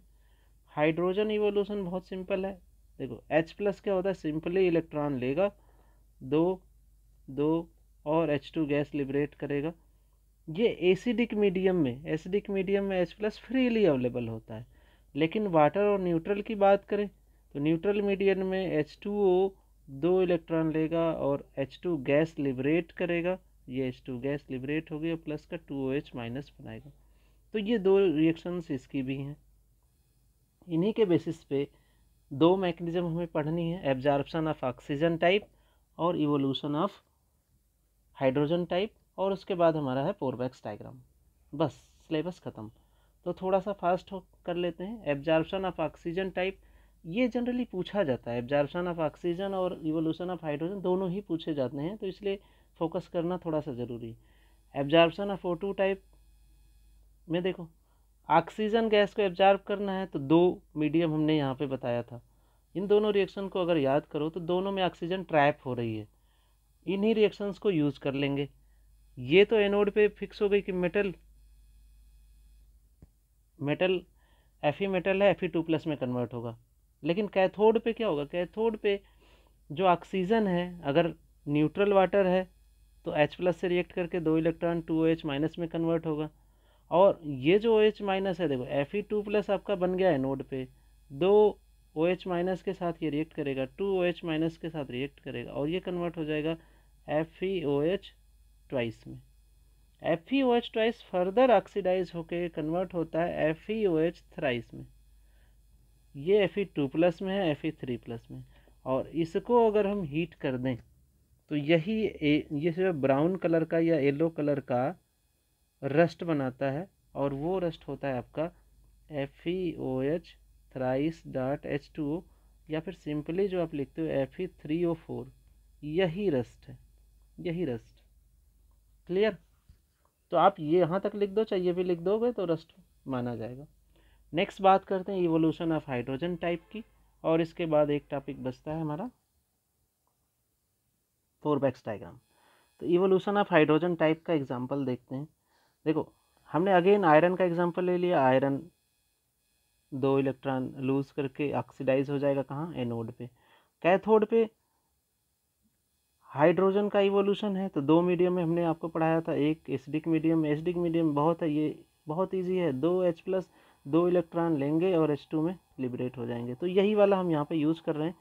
2H+ 2 इलेक्ट्रॉन लिए, H2 गैस में रिड्यूस हो गए। अब ये H2 गैस जो होती है ना, ये लिबरेट होती है, इसीलिए इवोल्यूशन ऑफ लिखा गया है यहाँ पे। इवॉल्व हो रही है, गैस रिलीज होती है। तो यहाँ से बना क्या बच्चों, Fe2H+ से रिएक्ट करके Fe2+ में कन्वर्ट हो गया और 2 हाइड्रोजन गैस रिप्लेस जो है लिबरेट किया, हाइड्रोजन गैस लिबरेट किया। तो हाइड्रोजन गैस लिबरेट होने की वजह से इसे hydrogen evolution of hydrogen type बोला गया। मेन हुआ क्या कि Fe कन्वर्ट हो गया Fe2+ में, इसका मतलब ये आयरन फर्दर यूज के लायक नहीं बचा, तो ये करोड हो गया। नेक्स्ट बात करते हैं difference between dry and wet. तो ये डिफरेंस मैं ये कहूँगा कि आप इसका स्क्रीनशॉट ले लें और ये आप खुद से पढ़ लें, ज़्यादा अच्छा होगा। अब बात करते हैं पोरबैक्स डायग्राम की। तो पोरबैक्स डायग्राम बेसिकली पीएच और ईएमएफ या वोल्टेज का डायग्राम है, जिस पे एक्स एक्सिस पे पीएच लिखा गया है और वाई एक्सिस पे ईएमएफ लिखा गया। तो इसमें आपको पहला तो ये याद रखना है। दूसरा आपको क्या फोकस रखना है, दूसरा ये फोकस रखना है कि कितने पीएच पे क्या चेंजेज होंगे और नहीं होंगे। यहाँ पे सबसे पहले लाइन वाइज हम पढ़ते हैं। जो लाइन है ये लाइन, अब देखो अगर हम लाइन नंबर 3 की बात करें, यहाँ से यहाँ इस लाइन की बात करें, तो ये लाइन जो है पैरेलल है ईएमएफ के। तो जो लाइन पैरेलल होती है ईएमएफ के, वो उस पर डिपेंड नहीं करती। ईएमएफ बढ़ रहा है घट रहा है, बहुत ज़्यादा अंतर नहीं है। ईएमएफ बढ़ेगा घटेगा कोई अंतर नहीं, यहाँ Fe3+ एग्जिस्ट कर रहा है। लेकिन अगर हम यहाँ बात करें लाइन नंबर 2 की, तो लाइन नंबर 2 पे ईएमएफ थोड़ा सा बढ़ा है थोड़ा सा घटा है, देखो क्या होगा, चेंज हो गया। यहाँ Fe3+ है, यहाँ Fe2+ है। तो आपको ये ध्यान रखना है पोरबैक्स डायग्राम में कि पहली बात तो ये पूरी डायग्राम आपको बनाने आना चाहिए। एक बार प्रैक्टिस कर लोगे आप बना सकते हो। दूसरा करस्पॉन्डिंग रिएक्शंस क्या है, अगर देखें तो पहले लाइन से शुरू करते हैं। Fe2+ 2 इलेक्ट्रॉन लेके Fe सॉलिड में कन्वर्ट हो रहा है, ये देख के ही लग रहा है कि ये रिडॉक्स रिएक्शन है। यहाँ पे पीएच पे ये रिएक्शन डिपेंड नहीं करेगी। देखो पीएच बढ़ाने पे कुछ फर्क नहीं पड़ रहा है, पीएच बढ़ाने पे पीएच के एक्सिस के पैरेलल रिएक्शन है। जिस एक्सिस के पैरेलल जो लाइन आ रही है, इसका मतलब वो उस पर डिपेंड नहीं करेगी, यही ये नोट कर लो आप। तो पीएच एक्सिस के पैरेलल है, इसका मतलब लाइन 1 पीएच पे डिपेंड नहीं करेगी। ठीक है, पीएच बढ़ाएंगे घटाएंगे बहुत फर्क नहीं पड़ेगा। तो यहाँ पे हो क्या रहा है, Fe2+ Fe में कन्वर्ट हो रहा है। तो ये एक इक्वेशन आ गई आपकी। दूसरा लाइन नंबर 2 की बात करते हैं। लाइन 2 भी अगेन क्या है, पीएच एक्सिस के पैरेलल है। तो पैरेलल होने का मतलब Fe3+ Fe2+ में कन्वर्ट होगा ये वाले। और ये भी प्योर रिडॉक्स रिएक्शन है, यहाँ पीएच का कोई मतलब नहीं है, पीएच चेंज करने से कोई भी फर्क नहीं पड़ेगा। अब हम क्या करते हैं कि लाइन नंबर 3 को पढ़ लेते हैं, जिससे आपको काफ़ी हद तक क्लियर हो जाएगा। क्योंकि ये जो पैरेलल है किसके, वोल्टेज वाली या ईएमएफ के। तो लाइन नंबर 3, ये लाइन नंबर 3 है। लाइन नंबर 3 के क्रॉस हो क्या रहा है, सबसे पहले इसे नोट करेंगे। Fe3+ कन्वर्ट 3 वाटर मॉलिक्यूल से रिएक्ट करके Fe2O3 में कन्वर्ट हो रहा है। तो ये वाला देखो, जो जिस एक्सिस के पैरेलल है ना, उस पर डिपेंड नहीं करेगा। तो ये डिपेंड किस पे करेगा, अगर हम इसकी पूरी इक्वेशन देखें तो इसमें आ रहा है 6H+, मतलब ये प्योरली एसिड बेस रिएक्शन है। और एसिड बेस रिएक्शन डिपेंड करेंगे पीएच से।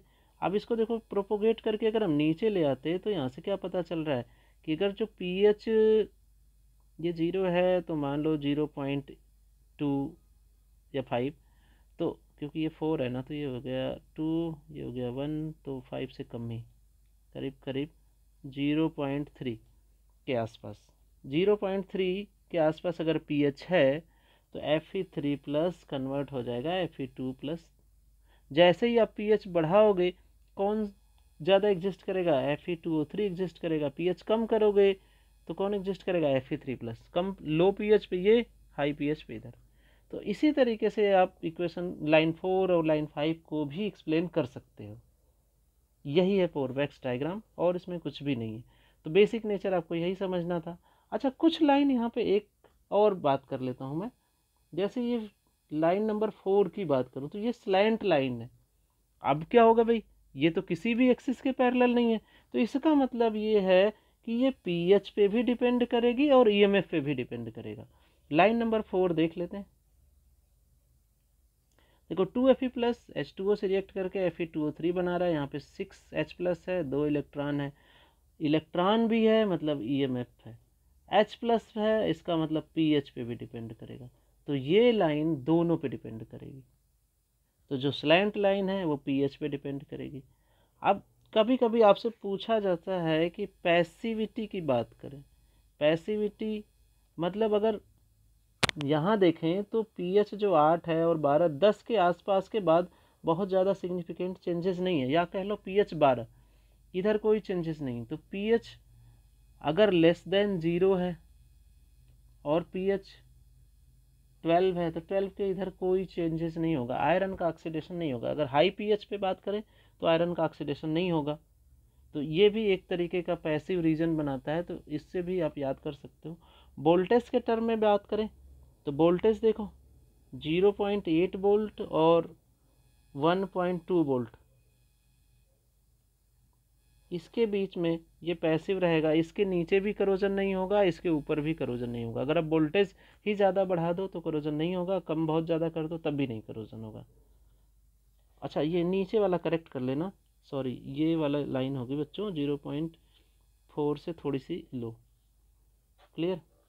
तो इस तरीके से हमने पूरा यूनिट 2 समराइज़ कर लिया है। और ये वन शॉट वीडियो है, अगर आप लाइक करते हो, शेयर करते हो तो ये हमारे लिए ज़्यादा अच्छा रहेगा। आगे भी हम आपके लिए यूनिट 1, 4 एंड 5 बनाएंगे। तो आपसे रिक्वेस्ट है कि चैनल को सब्सक्राइब करें, लाइक एंड शेयर करें। Thank you for watching.